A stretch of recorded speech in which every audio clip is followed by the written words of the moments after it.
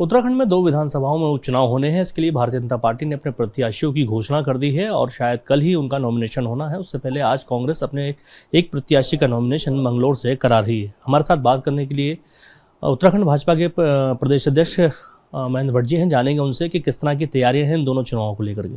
Sir, इन दोनों चुनावों को लेकर के क्या आपकी तैयारियां हैं और इन दोनों सीटों पर जीत के लिए क्या मंत्र अपने अपने कार्यकर्ताओं को दिया है? देखिए, भारतीय जनता पार्टी प्रत्याशी की घोषणा के बाद हमारे प्रत्याशियों ने क्षेत्र में भ्रमण प्रारंभ कर दिया है। कल विधिवत रूप से दोनों के नामांकन होने वाले हैं। माननीय मुख्यमंत्री जी और मैं दोनों नामांकन में हम लोग रहेंगे। कल पहले हम मंगलौर विधानसभा के जो हमारे प्रत्याशी करतार सिंह बढ़ाना जी उनके नामांकन में रहेंगे। सायंकाल कल वहाँ बहुत बड़ा रोड शो भी रहने वाला है। उसके बाद माननीय मुख्यमंत्री जी हम बद्रीनाथ विधानसभा में जो प्रत्याशी राजेंद्र भंडारी उनके नामांकन में हम लोग जाएंगे। बड़ी संख्या में वहाँ भी कार्यकर्ता रहेंगे, वहाँ जनसभा भी होगी। और मुख्य रूप से मैं कह सकता हूँ कि हमारे सब कार्यकर्ता चुनाव में पार्टी के व्यक्ति प्रधान नहीं बल्कि संगठन प्रधान रूप में हम लोग काम करने वाले कार्यकर्ता हैं।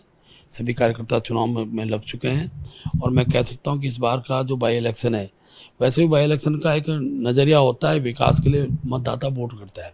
सरकार हमारी है और निश्चित मैं कह सकता हूँ दोनों विधानसभा के अंदर भारतीय जनता पार्टी के प्रत्याशी बहुमत मत से अच्छे मतों से विजयी होंगे।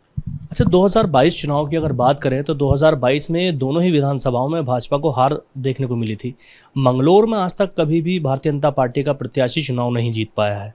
ऐसे में इन दोनों सीटों को जीतने के लिए जो चुनाव में प्रचार के लिए आपने जो अपने स्टार प्रचारक चुने हैं उनमें केवल एक मुस्लिम नेता चुना गया है, शाहनवाज हुसैन साहब, मंगलौर के लिए। बाकी नेताओं को जो उत्तराखंड के आपके मुस्लिम नेता हैं उनको दूर रखा गया है। इसकी क्या रणनीति आपकी? देखिए, जब दूसरे राज्यों के लोग आते हैं उनको हमने स्टार प्रचारक श्रेणी में रखना होता है। शाहनवाज जी हमारे राष्ट्रीय नेता हैं, उन कार्यक्रम में बाकी स्थानीय स्तर के हमारे भी जितने भी मुस्लिम लीडरशिप है हमारी सब पूरे चुनाव में वहाँ रहेगी। इसके साथ साथ हमने अपने सभी विधायकों को, सांसदों को उस काम में लगाया है। जहाँ जिसकी अवस्था रहेगी काम कर रहे हैं। हमने काम भी बांटे हैं, मंडल तक की जिम्मेदारी भी हमने विधायकों जनप्रतिनिधियों को दी है। और क्योंकि दोनों सीट हम में से मंगलौर सीट ऐसी सीट पर हम कभी जीते नहीं है, लेकिन इस बार वहाँ भी इतिहास बनेगा। उसके पीछे कारण है कि लोग वहाँ की मंगलौर की जनता भी विकास को ही ध्यान में रखकर मतदान करेगी और भाजपा उस सीट को भी अच्छे मतों से जीतेगी। अभी भारतीय जनता पार्टी ने 5 लोकसभा सीटों पे जीत दर्ज की है।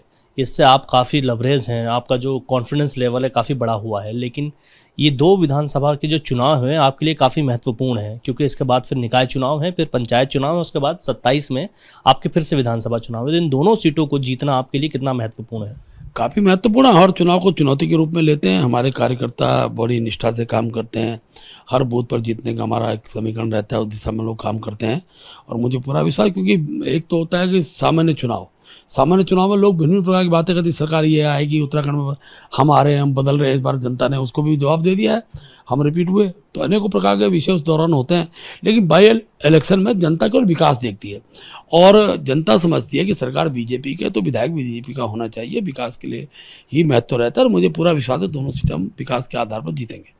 अच्छा, बद्रीनाथ विधानसभा से आपने राजेंद्र भंडारी को टिकट दिया है, जो हाल ही में कांग्रेस छोड़ के आपके साथ शामिल हुए थे। इससे आपकी जो लोकल के नेता हैं वो काफ़ी नाराज से भी हैं। आपके शायद मंडल अध्यक्ष ने पार्टी भी छोड़ दी है और वो निर्दलीय चुनाव लड़ रहे हैं आपकी पार्टी के खिलाफ। तो ये जो एक नाराज़गी है जो स्थानीय कार्यकर्ताओं में, वो लोकसभा चुनाव में भी देखने को मिली। जिस मंगलौर की आप बात कर रहे हैं वहीं मंगलौर से आप लगभग 20,000 वोटों से हारे हैं उसमें। तो ये जो लोकल आपके जो कार्यकर्ताओं की नाराज़गी है इसको दूर करने के लिए आप लोग क्या कर रहे हैं? देखिए, जब इस प्रकार की परिस्थितियाँ निर्माण होती है तो कार्यकर्ता में नाराजगी स्वाभाविक रूप से होती है। पहली बात तो मैं स्पष्ट कर दूं, किसी कार्यकर्ता ने हमारा कोई त्याग पत्र नहीं दिया है। सब कार्यकर्ताओं से बातचीत चल रही है, बातचीत के आधार पर रास्ते निकाले जाते हैं स्वाभाविक रूप से, क्योंकि जब चुनाव जनता के आधार पर होता है तो बहुत से कार्यकर्ता व्यक्तिगत रूप से भी इससे प्रभावित होते हैं। लेकिन जब दल की बात आती है, पार्टी की बात आती है, व्यक्ति हमारे गुण हो जाता है। व्यक्ति का आधार बीजेपी में नहीं होता। हम लोग दल के लिए काम करने वाले कार्यकर्ता हैं। व्यक्ति बदलते रहते हैं, संगठन यथावत रहता है। जहाँ तक मंगलौर का विषय है तो मंगलौर के अंदर मैं कह सकता हूँ कि अब 132 पोलिंग बूथों में से लोकसभा 47 पोलिंग बूथ पर हमने विजय प्राप्त की है और आप देखेंगे कि हम बूथ के प्रबंधन के आधार पर, कार्यकर्ताओं के विश्वसनीयता के आधार पर हम मंगलौर चुनाव को भी जीतेंगे।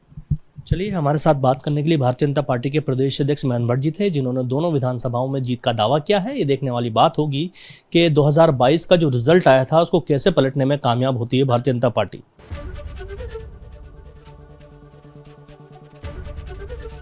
एबीपी गंगा, खबर आपकी, जुबान आपकी।